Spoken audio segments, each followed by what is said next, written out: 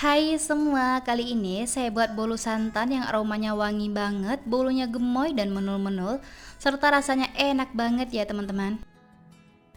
Hanya menggunakan 4 telur, hasilnya jumbo, buatnya simple dan anti ribet serta anti gagal. Cocok banget dijadikan sajian saat hari raya, ide jualan ataupun cemilan bareng keluarga tercinta. Yuk langsung aja kita buat sama-sama.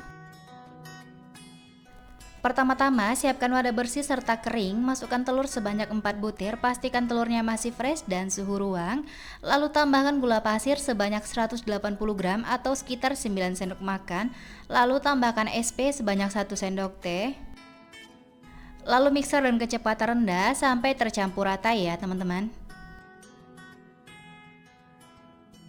Setelah tercampur rata, kita mixer dengan kecepatan tinggi sampai mengembang berwarna putih pucat serta kental berjejak. Terlihat jika jejak mixer yang ditinggalkan tidak mudah tenggelam ya teman-teman. Dan kita matikan mixernya. Selanjutnya akan saya tambahkan santan instan sebanyak 65 ml.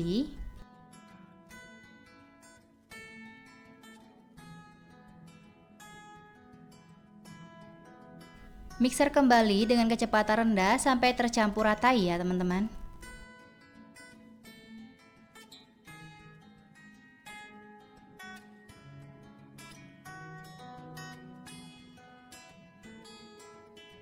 Selanjutnya kita siapkan saringan serta masukkan tepung terigu sebanyak 150 gram atau sekitar 15 sendok makan. Lalu ayak supaya mudah mencampurkannya, tidak ada bahan yang menggumpal ataupun bergerindil ya teman-teman.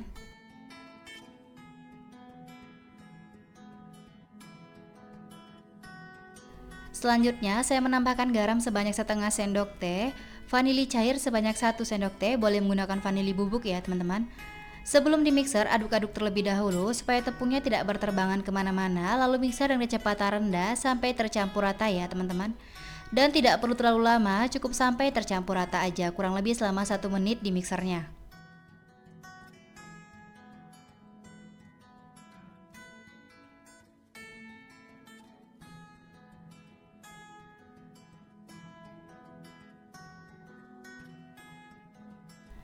Jika udah tercampur rata, masukkan minyak sayur sebanyak 50 ml, lalu mixer kembali dengan kecepatan rendah sampai tercampur rata ya teman-teman.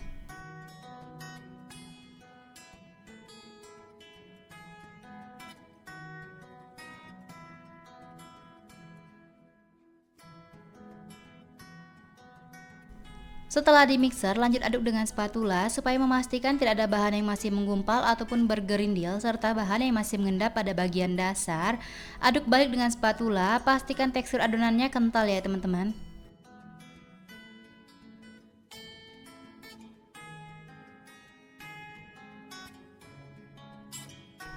Kemudian siapkan wadah bersih, kita ambil sedikit adonannya untuk membuat motif.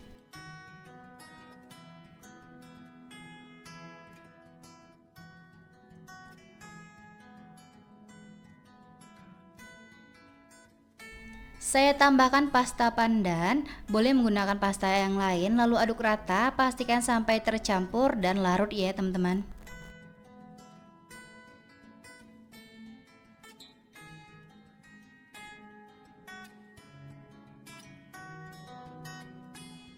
Untuk adonan yang paling banyak, saya berikan pewarna makanan berwarna kuning tua, lalu aduk rata, pastikan sampai tercampur, tidak ada bahan yang menggumpal ataupun bergerindil ya teman-teman. Pastikan untuk tekstur adonannya kental ya teman-teman, sama seperti di video. Kalau diangkat dia akan meninggalkan jejak dan tenggelam beberapa saat ya. Lalu siapkan loyangnya, saya menggunakan loyang spiral yang berukuran 24 cm dan tinggi 9 cm. Jangan lupa diolesi dengan margarin ke seluruh permukaannya. Adonan yang pertama saya masukkan adonan pandan terlebih dahulu pada bagian sisi-sisi cetakan.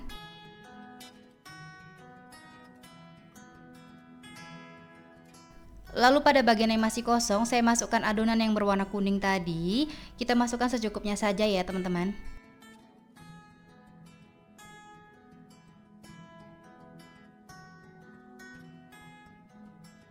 Selanjutnya, adonan yang berwarna hijau tadi kita timpa dengan adonan yang berwarna putih. Adonan yang banyak tadi kita bagi menjadi dua dan kita masukkan setengahnya. Pastikan sampai menutupi adonan yang berwarna hijau ya teman-teman, serta kita rapihkan. Jika sudah terisi dengan adonan putih, pada bagian tengahnya akan saya isi dengan adonan yang berwarna hijau untuk motif pada bagian tengahnya. Dan kita rapikan ya teman-teman.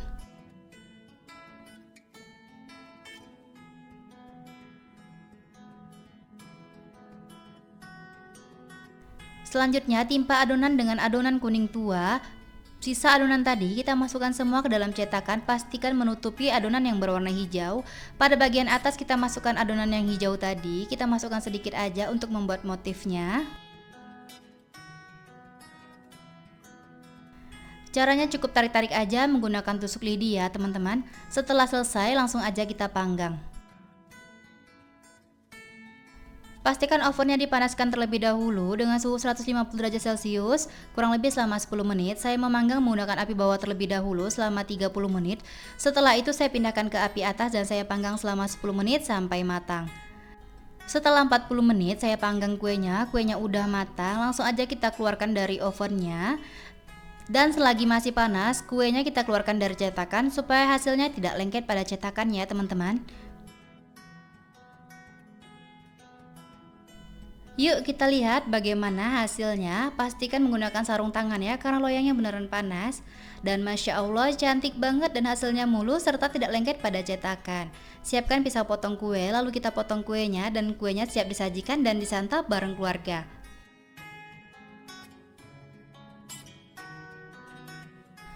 Terlihat kuenya menul-menul dan gemoy banget meskipun hanya menggunakan 4 telur dan hasilnya jumbo. Seriusan kalau kue ini beneran wangi ya teman-teman.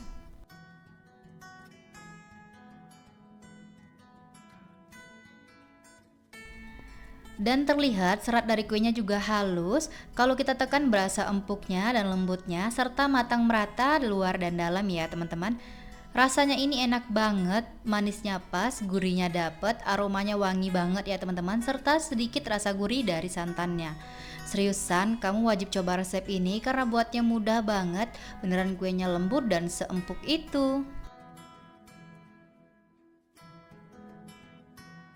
Kue ini juga cocok banget dijadikan sajian saat hari raya, ide jualan ataupun dijadikan ide cemilan dan santapan bareng keluarga tercinta. Yuk jangan lupa cobain resepnya, buatnya mudah dan anti ribet serta anti gagal. Terima kasih sudah menonton video saya, semoga videonya bermanfaat. Selamat mencoba, sampai jumpa di video selanjutnya.